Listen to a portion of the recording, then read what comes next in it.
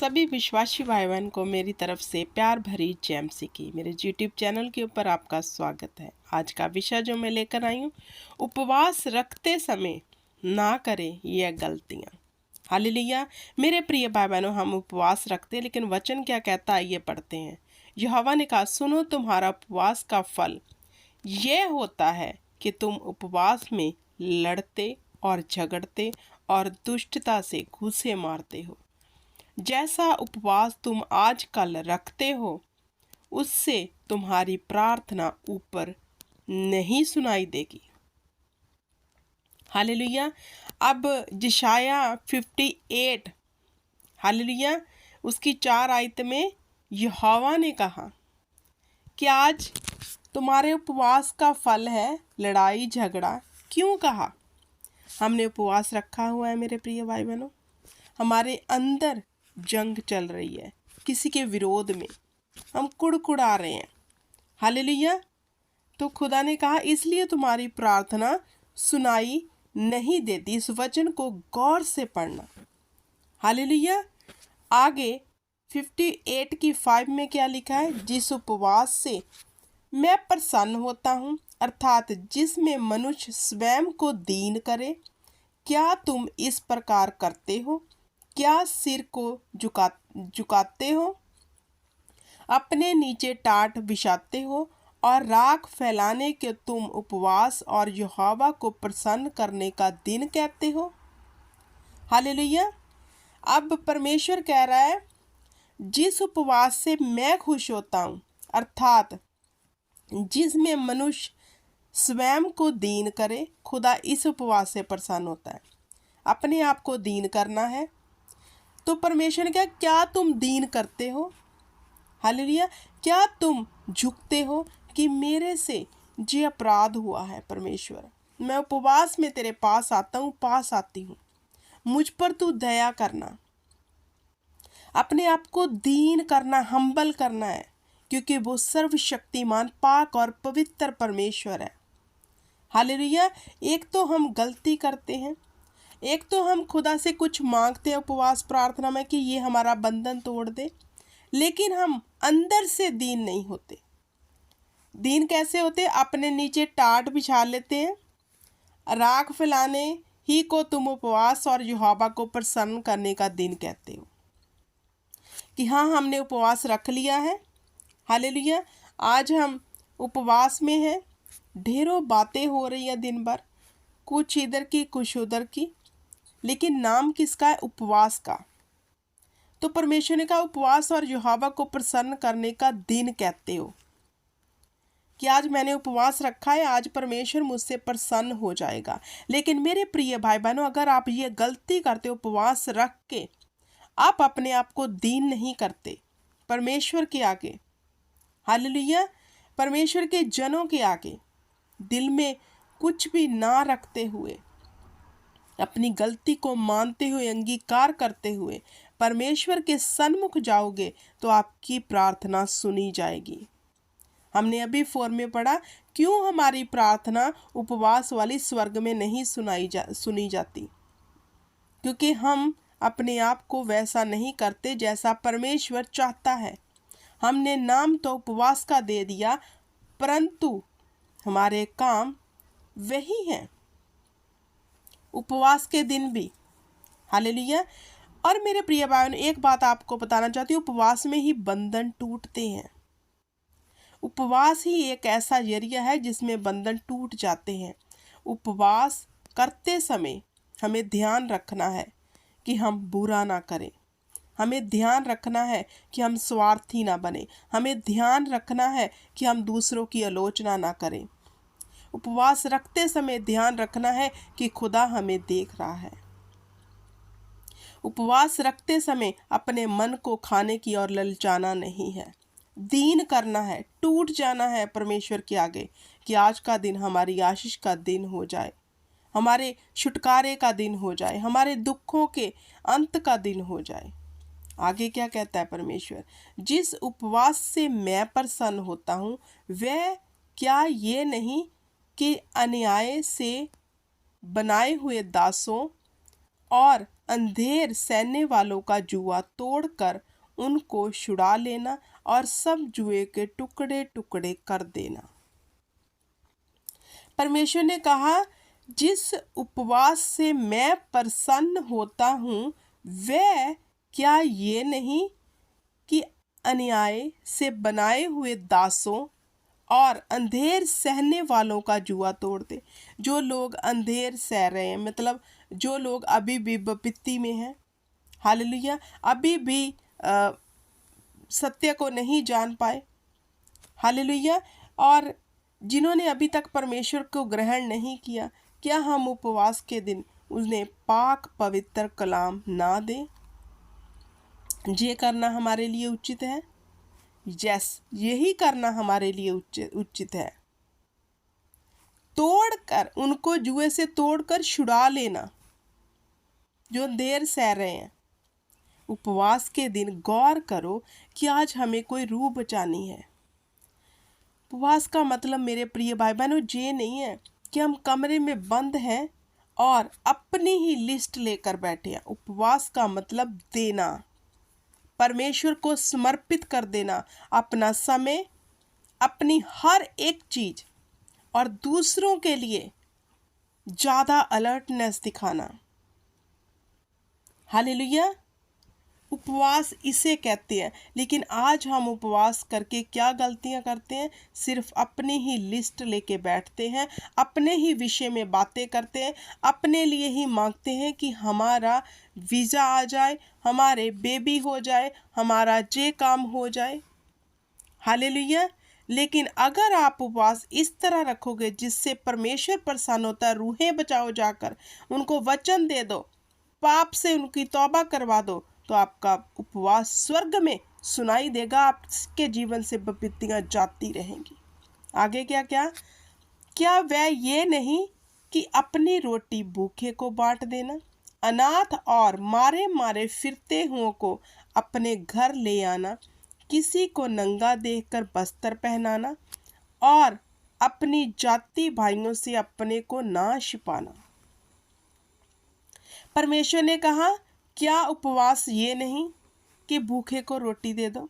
जिस दिन आपने उपवास रखा है, जो खाना आप खाने वाले थे वह किसी गरीब को जरूर देकर आओ। वही खाना आप किसी ज़रूरतमंद को दे के आओ, उसे दे के आओ जिसने कभी वह खाना खाने को तरस गया होगा। क्योंकि अगर हम पहले ही उन लोगों को खाना दे कर आएंगे जो पहले ही अपने घर में अच्छे पकवान बना रहे हैं, तो कोई फ़ायदा नहीं। उनको दे दो वो खाना जो आप आज के दिन खाने वाले थे, इन फास्टिंग के दिनों में खाने वाले थे, जिन्होंने ये खाना काफ़ी समय से नहीं खाया, भूखे हैं, प्यासे हैं, अनाथ हैं, मारे मारे फिरते हैं। उस दिन का खाना उन्हें देकर देखो, किसी नंगे को वस्त्र पहना कर देखो। हालेलुया। अपने जाति भाइयों से अपने आप को ना छिपाना। मेरे प्रिय भाई बहनों, उपवास यहोवा चाहता है। मैं आपको मेन बात बताती हूँ, उपवास रखते समय यही गलतियाँ हम कर बैठते हैं कि हम दीन नहीं होते, गरीबों की सुध नहीं लेते, अपना उपवास वाला खाना किसी भूखे को नहीं देकर आते, किसी गरीब को नहीं देकर आते। हालेलुया। हमने उपवास रखा है, लिस्ट परमेश्वर को दे दी है, अब हमारी समस्या सॉल्व हो जाएगी, लेकिन कभी भी नहीं होती। हालेलुया। इसलिए नहीं होती। आगे यहोवा ने फिर क्या कहा, तब तेरा प्रकाश पौ फटने के नाई चमकेगा और तू शीघ्र चंगा हो जाएगा। तेरा धर्म तेरे आगे आगे चलेगा, यहोवा का तेज तेरे पीछे रक्षा करता चलेगा। वाव।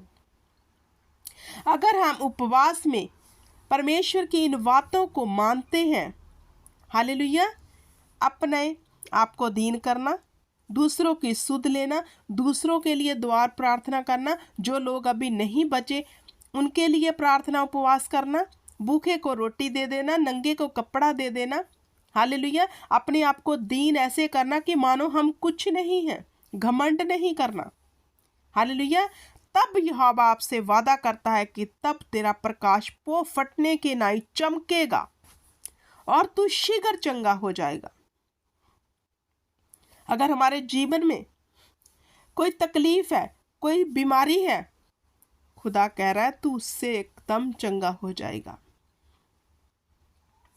क्या ये बातें कठिन है मेरे प्रिय भाई बहनों? हमारे जीवन में चंगाई को लाने के लिए, हमारे जीवन में बड़ी डिलीवरेंस को लेके आने के लिए, क्या हमें वैसा नहीं करना चाहिए जैसा परमेश्वर चाह रहे हैं? अगर हम वैसा करते हैं तो देखो कितनी बड़ी आशीष आएगी। तेरा प्रकाश पो फटने के नाई चमकेगा और तू शीघ्र चंगा हो जाएगा। तेरा धर्म तेरे आगे आगे चलेगा। जो हमने धर्म के काम किए उपवास में, वह हमारे आगे आगे चलेंगे। मतलब जब जब परमेश्वर हमारे इन अच्छे कामों को याद करेगा, हमारी भलाई होगी। वह हमारे साथ साथ चलते रहेंगे। किसी विपत्ति में अगर हम पड़े हैं, वह धर्म हमारे आगे चलकर, वह धर्म के काम जब हमारे आगे चलेंगे, जो हवा स्मरण करेगा तो हमें उस विपत्तियों से निकाल लेगा।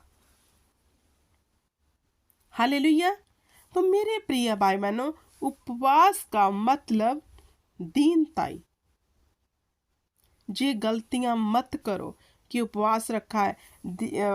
परमेश्वर के दास ने कह दिया उपवास रखो, हमने रख लिया। क्या किया उपवास में? क्या किया? या फिर आप अकेले परमेश्वर की आराधना ही करे जा रहे हो, हालेलुया, और प्रार्थना ही करे जा रहे हो। इन बातों का ध्यान रखना है कि यहोवा हमारे शब्दों से नहीं बल्कि अंदर की दीनताई से प्रसन्न होता है। हम शब्द तो बहुत बड़े बड़े इस्तेमाल करते हैं, लेकिन खुदा अंदर की दीनताई चाहता है। मेरे प्रिय भाई बहनों, क्या हम वो परमेश्वर को दिखाते हैं या फिर नहीं? और उपवास तब रखो जब पाक रूप आपकी अगुवाई करे। ऐसे नहीं कि जब आपका मन किया आपने उपवास रख लिया। जब खुदा का आत्मा कहे उठ और उपवास में जा, तुरंत उसकी आवाज को सुनो और उपवास में चले जाओ। वह उपवास आपको प्रतिफल देगा। हालेलुया। मेरे प्रिय भाई बहनों, खुदावंद का वचन हमें बार बार सिखाता है कि हमें दीन बनना है, हमें दीनताई में रहना है। दीन बनने का ये मतलब नहीं हम बेचारे बनकर अपने शब्दों को अपनी सेल्फ के अकॉर्डिंग इस्तेमाल करें।